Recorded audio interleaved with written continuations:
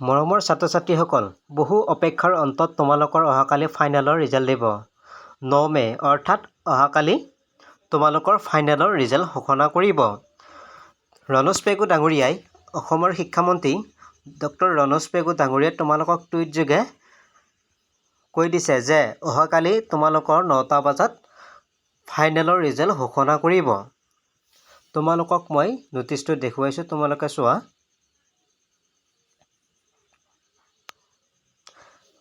ইয়াতে লিখা আছে the education minister in a post on his official. তোমালোকে চোৱা ইয়াতে কি লিখা আছে, declared AHSE will declared HS exam result 2024 tomorrow at 9 AM the official press release.